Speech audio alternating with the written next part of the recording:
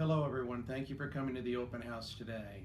I'm pleased to introduce the Mayor, Alan McDonald, as he's going to speak to all of us today about some of the key issues and talking points as he heads into the re-election for Mayor of Heber City.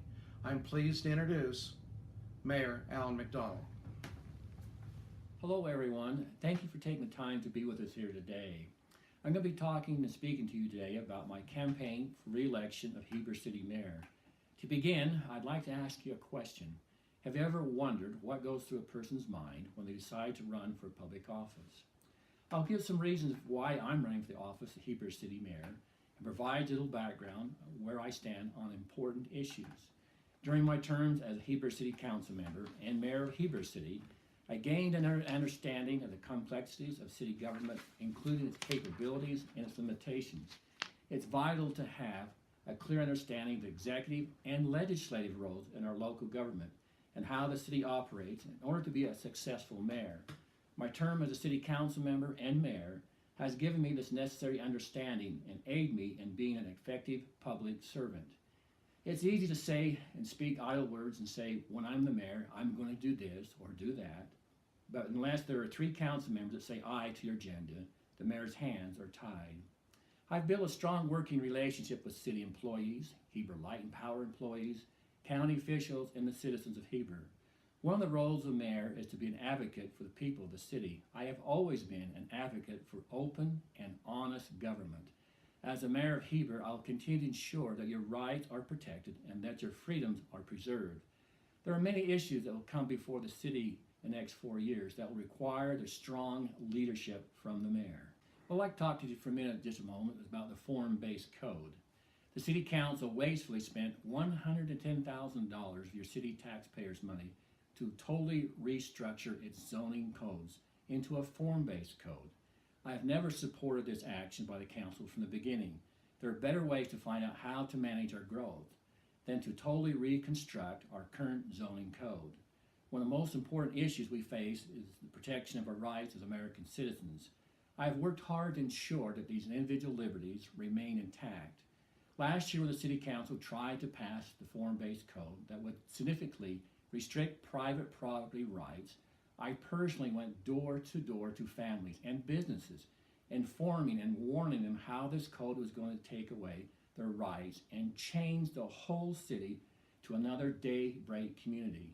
I encouraged citizens to come to the public hearings to express their opinions. I wrote a letter to the wave and tried to explain to the public what the council was doing. I asked, what did Councilman Potter do to stop it before it came to a vote? If the citizens had not shown up, certain members of the City Council would have passed it. This is the power you have as citizens when you knit together and express your views to your elected officials. Another important issue I always get asked questions about is the Heber City's airport. My feelings have never changed on what kind of airport I'd like to see the city have from the time my Uncle Russell had his P-51 Mustang out there. The P-51 should tell you what kind of airport I'd like Heber to have. I did not support the City Council vote to purchase the Maverick property. I told members of the City Council that it was only a recommendation from the FAA to buy the property, and the city did not have to purchase the property.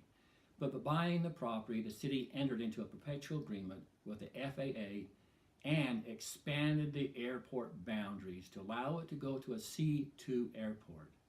Not only did the city lose over $150,000 in sales tax year from the loss of the Maverick station, but it opened the door for the FAA to force the city to go to a C2 airport.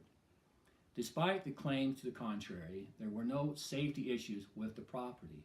The gas tanks would have been buried underground and protected, and there was no population density issue either. If there were any issues with too many people in the area, then the 2 hotels in the vicinity should have been addressed as they are in the same landing pattern as the Maverick property. I would not have voted for the purchase of the Maverick property like Councilmember Potter. Another issue I get asked a lot about is growth in this valley. If you ask any residents why Heber Valley is so special to them, they'll probably tell you about the beautiful mountain ranges, the clear starry nights, and the good people of this valley. They're all things that make Heber Valley a special place to live, and they can never be purchased or replaced. With the rapid pace of the new growth, it is easy to see how we could quickly lose these things we cannot replace. Over the past few decades, Heber Valley has experienced unprecedented growth. The once small farming community of Heber that I grew up in has now been covered with new homes and businesses. As their rights, landowners are finding new uses for their land and existing properties. The challenge with the new land use is knowing how to keep the identity of our small town and integrate it with the new growth. To deal with the growth issues, I invited Envision Utah and Mountain Lands to give a presentation to the City Council regarding strategies that can incorporate to help us best manage our rapid growth and development. Partnering with one of these groups would be very beneficial, as Heber City does not have the staffing in place nor the expertise required to pull together the huge quantities of data that must be analyzed in order to create a community that we all will enjoy living in and be business friendly. The city and the county should work together on these issues and prepare ahead of time before the growth comes in. The city needs impact fees and good planning advice to get ahead of the growth. Constant growth is here and will continue. We need to prepare now for the changes that would unavoidably come to maintain our beautiful community. Transportation is another issue we've always talked about. There are transportation issues like Main Street, major concern to all of us. I've been working with UDOT to see what we can do together to solve this problem in the long run, but also what can we do in the short term until the bypass road is built. I personally met with UDOT commissioners and spent a half a day with them as we took a bus tour of Main Street and the rest of the valley. They became keenly aware of the traffic problems on Main Street, as well as our transportation problems we have throughout the city. The commissioners expressed their appreciation for what the city and county are doing to prepare the way for the Western Bypass. They have granted the city and the county $500,000 towards alignment of the new Western Bypass. I'd like to share a little thoughts with you today about Heber Light and Power. As chairman of the board of the Heber Light and Power, I have worked with other mayors and board members to bring about a positive change to the company. The board has worked together with management in making sure the company's integrity is preserved and financially sound. The board hired a new general manager. He's provided strong leadership and is moving the company forward to meet all the challenges that electric companies are faced with today. The company has adopted a better rate structure system for residential and commercial customers, so that some are not subsidizing others. We've gone through the personnel policies of employees and have made changes, and we will continue to make changes which are appropriate. The board and the management hired a new CFO. This new CFO and the board has set up a strong security system to watch over the finances of the company. We've moved from in-house legal to outsourcing our legal counsel. As I promised, I personally made sure that all the money from the health insurance increase from the previous board members and the city council members were all paid back. The services provided by Heber Light and Power has been recognized for being among the best in the state. The employees are professionals and highly educated and take great pride in their work and in the company. All these accomplishments and many more have been a team effort with the board and the management working together. Comparing office terms. If you'd like an indication of what my work ethics are like, I'd like to invite you to compare my record of the City Council with anyone that has been on the City Council. During my terms of office on the City Council, I wrote 32 pieces of legislation dealing with city ordinances, resolutions, and policies, and over 75% of them passed. The legislation I authorized was to protect individual liberties, to restrict local government, and update old city codes that were out of compliance with state codes. As mayor, I have invited council members to create necessary pieces of legislation to help our city. One example of this encouragement has occurred over the past 3 years, as I've repeatedly asked city council members or our legislative body to create a new grease ordinance to stop business from dumping grease into our sewer drains. When local business engage in this practice, it clogs the drains and costs our city tens of thousands of dollars to clean them out. Unfortunately, despite my request, no one on the City Council has stood up to do anything about it. Another example of my willingness to act and put the work necessary to create needed changes was with my old grandfather's McMillan home on Main Street was demolished this summer. Instead of just complaining on social media and writing a letter or on the paper like Councilman Potter did, I took the lead and directed the city staff to write a historic preservation ordinance to bring before the city council, and it has just passed this last month. I'd like to share a few thoughts with you on jobs and businesses. Jobs and business come and go from every city in the country. They come during the good times we're enjoying now, and during the bad times, the recessions. They choose to locate where there is an advantage over the competition. A handful of companies have started in Heber and left because of the need of more space or the lack of our infrastructure. Others will not come because we lack infrastructure to support them.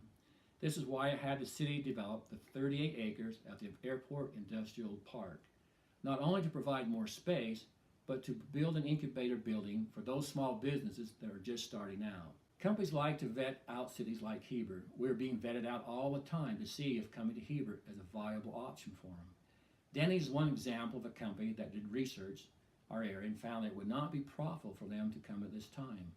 Companies spend a lot of money collecting data and information. These data miners not only know how the residents are spending their money, but they also know what credit cards they're using. Companies interested in moving to Heber will look for land that is prepared. They also looking for buildings or availability, city amenities, services, culture of the city, and how quickly can they move to the city's planning and permitting process. I'd like to share a few thoughts with you on public preparedness. Over the last 3 years, I have been a strong proponent for the Community Emergency Response Team, or what they've called CERTS. It's a training program. I strongly believe every capable citizen should attend the CERTS training program to be prepared for a natural disaster. We had over 40 people complete the training last year. I've completed the course myself. I've asked members of the City Council to take the course also, to help them better understand how to deal with a natural disaster in the city. Unfortunately, my council members have not yet taken the training. I feel one of the key roles of a mayor is to promote safety of the citizens that they serve. I'd like to share just a few closing remarks with you. I've been a small business owner in this valley for over 37 years, and I have survived through several recessions with my business. I know how a business works and how to make it through the tough times. Not only does my 37 years of hands-on experience of being self-employed business owner help me to run the city and Heber Light and Power more effectively, but it has given me the leadership abilities to make the right administration decision. The city is a business. Heber Light and Power is a business, not a game of Monopoly or a political toy. Heber is where I grew up, where I went to school, where I was married and raised my family. My family history and roots grow deep here. This is where I have lived my life, and I am part of the rich heritage of Heber City. I'm proud to say that these things have made me into the individual I am today. I consider myself fortunate to be the mayor of the city I have lived and worked throughout my life. I know the people. I know that what this city is. I know what it has been. I know what it has and can become. These are some of the reasons why I offer my candidacy for the mayor of Heber City. I have a lifetime experience in this beautiful valley, and I'll put my experience to work for you.